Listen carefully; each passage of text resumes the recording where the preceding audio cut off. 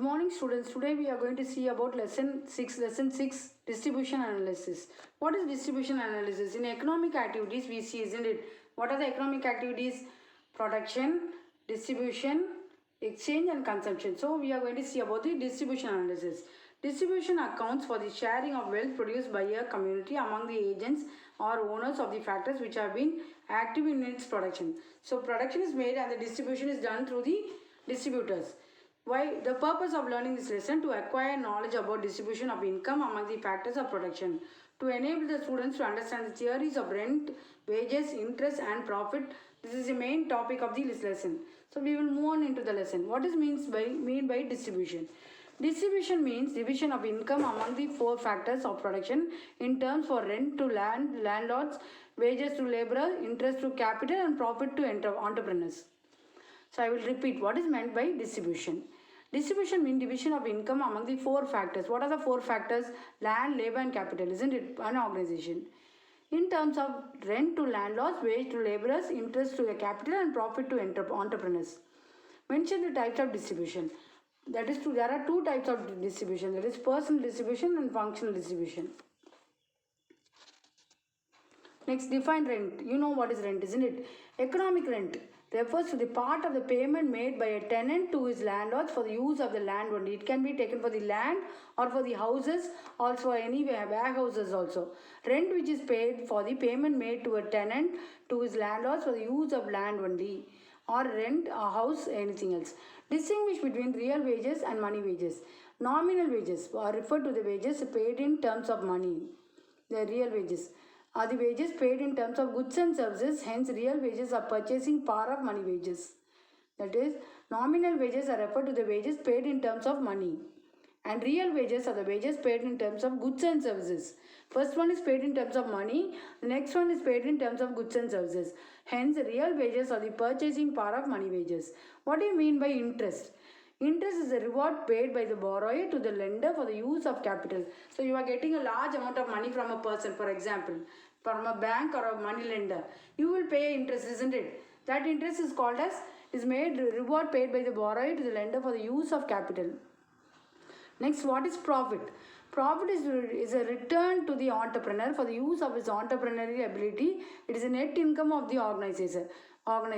When a person is doing his production, the return to the entrepreneur, the producer, for the use of his entrepreneurial ability, it is a net income of the organizer.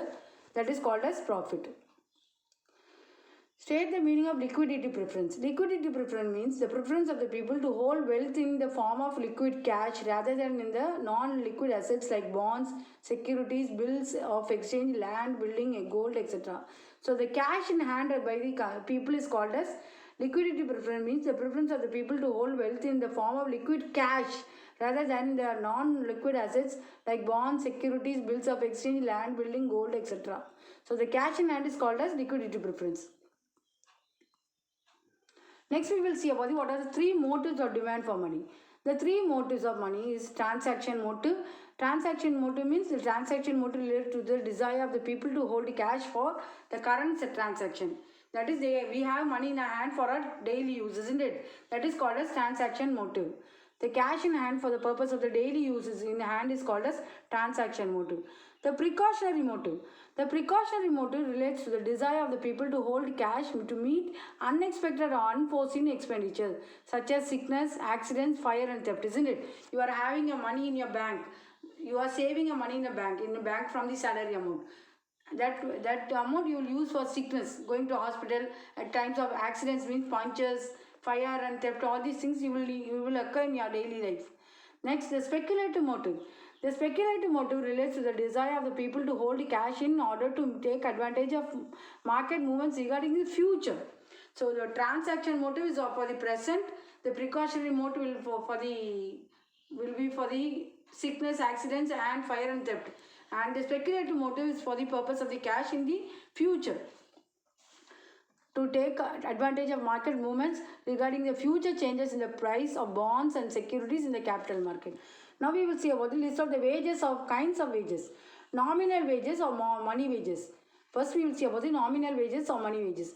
Nominal wages are referred to the wages paid in terms of money. So nominal wages are wages paid in the terms of money. Real wages, as I told you, real wages are the wages paid in the terms of goods and services. Hence, real wages are purchasing power of money wages. And next one we will see about the price wages. Wages that are paid on the basis of quantum of work done. Price wages. Sorry, piece wages. Piece wages are wages that are paid on the basis of quantum of work done. That is, if a person or a slave, a mason is doing his working and getting his wages, daily wages. Then time wages, wages that are paid on the basis of the amount of time that the worker works. If, for example, you can take the carpenters or the people who are working in construction, they get daily wages. For timing wages, that is for 1 day or 6 hours, they get so much wages. That is called as time wages. Next, we will see about the difference between rent and quasi rent. What is rent? Rent is a payment for natural gifts of nature like land. Quasi rent is a payment made for man-made appliances like machines.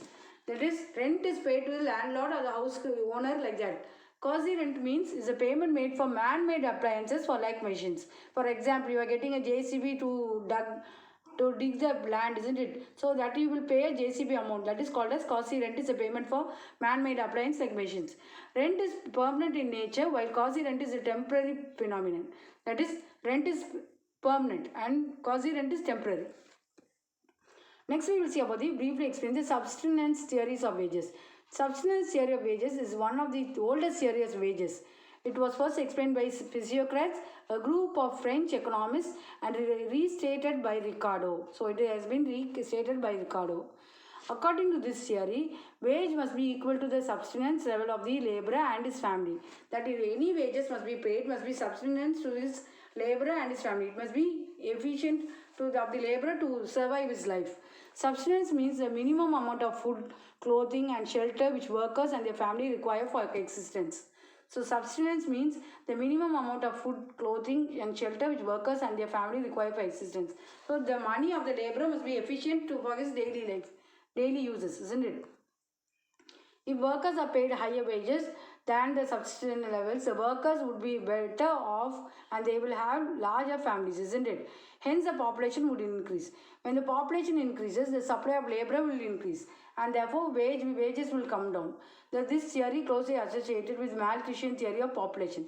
So, when the income is increasing, what the laborers will do? They will increase the family members, so they increase their uses and they will increase everything. So there is an increase in the population. The criticism of this subsistence theory of property is that role of trade unions in collective bargainings was not found. That is, role of trade unions in collective bargainings are not found. It does not explain the differences in wages in different occupations. The assumption that population would increase with the rise in wage rate is not correct. So it will bring many problems to the economy when population increases. State the dynamic theory of profit. The dynamic theory was propounded by the American economics J.B. Clark in 1900. To him, profit is the difference between price and cost of production of the commodity. According to J.B. Clark, the profit is the difference between price and cost of production of the commodity. Hence, profit is the reward for dynamic changes in society. So, as we told, for a producer, what is happening? Profit is very important for the entrepreneur, owner. At present, several changes are taking place in a dynamic society. Changes are permanent. According to Clark, the following 5 main changes are taking place in a dynamic society. The changes are population is increasing. Due to the profit and the increase in the income, what is happening? Population is increasing, volume of capital is increasing, methods of production are improving, forms of industrial organization are changing, the wants of consumer are multiplying. So everything is increasing in the society. So the society is going to a vast position. Next, we will see about the innovation theory. Innovation theory means inventing new things. Innovation theory of profit was propounded by Joseph A. Schumpeter. To Schumpeter, an entrepreneur is not only an undertaker of a business, but also an innovator in the process of production. Innovator means finding new things. To him, profit is a reward for innovation. Innovation means invention put into commercial practice, bringing new technologies into practice. According to Schumpeter, an innovation may consist of the following, that is introduction of new product, introduction of new method of production, opening of a new market, discovery of new materials, reorganization of industry firms. So everything becoming new. New things are brought into existence. For example, we can take mobiles. What is happening? Introduction of new product. New companies are coming, new products, new varieties, new models. Introduction to a new method of production. Opening of a new market. For example, I told mobiles, isn't it? As you buy new mobiles, new methods, apps are there. And discovery of new raw materials, reorganization of an industry or firm and firm.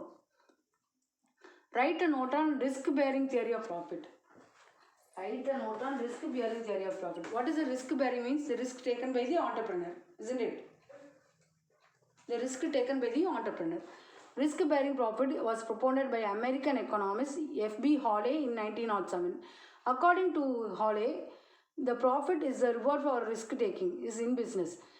Risk-taking is essential function of the entrepreneur. That is, if a person is taking an organization or production, entrepreneur, the owner, he has to take the risk in the business. On this basis and in this basis of profit, it is well known fact that every business involves some risk, isn't it? Some fire accident will be there, damage. If a glass materials are purchased, means what will have handled with care, they will give. So all these things are there. Since the entrepreneur undertakes the risk, he receives profits. So when he is taking risk, he is receiving the profits.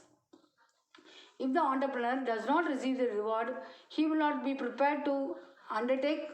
He will not be prepared to undertake risk. Thus, the higher, greater are the profit.